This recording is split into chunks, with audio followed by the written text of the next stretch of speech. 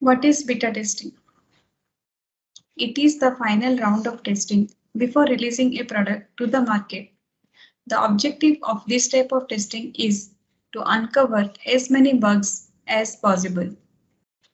What are the prerequisites or the entry criteria for the beta testing? The product should be in the feature complete state. We should provide all the document to the participants. Setup document, installation document, uses and uninstallation documents.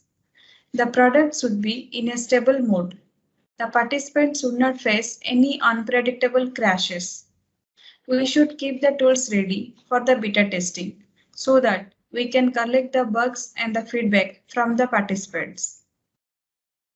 What are the purposes of the beta testing? It provides a complete overview of the true experience gained by the end user while using the product.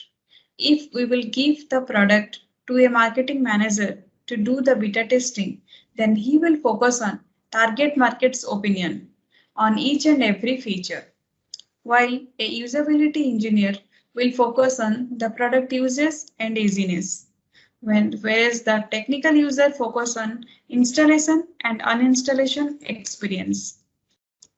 But the actual perception of the end users will exhibit why they need this product and how they are going to use it. Who can do the beta testing? Anyone can do the beta testing, but the product management, quality management, and user experience teams are the stakeholders. So they are closely monitoring each and every move of the phase. To get more benefits, we are giving this beta testing to the real users. How is beta testing performed? There are different stages, mainly 5 stages. First one is planning. In this stage, we are defining the goals in advance. This helps in planning the number of users required to participate in the testing. Second stage, participants recruitment.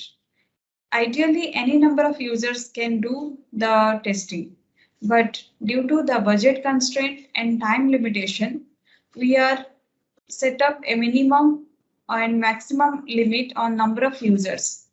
Depends on the complexity of the product, we are deciding how many participants we will allow. Usually 50 to 250 users are targeted for the mid-complex product.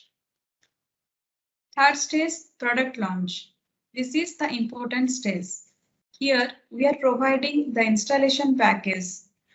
We are sharing the link from where the participants can download and install the build. We are sharing the user manuals, guide, known issues, and scope of testing to the participants. Then collect and evaluate the feedback. Bugs raised by the participants are handled by the bug management process. We are collecting the feedback and suggestions from the participants, and we are using those suggestions to improve our product in the next release. Closure.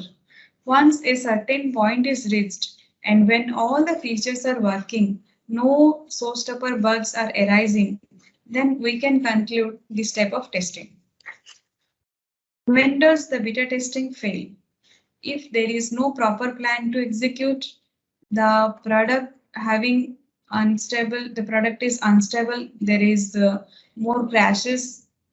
If the time is very lengthy or very short, an improper number of participants, too few or too many, then there is a chance of failure.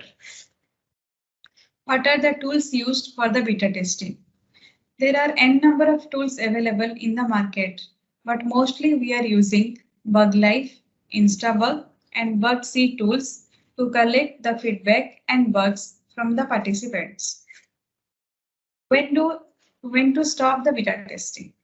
As I said earlier, if there is no major bug present and we have prepared the beta summary report, then we can sign up this type of testing. It is a fantastic practice that allows the customer to test their product with the real users before it reaches the market. Thank you.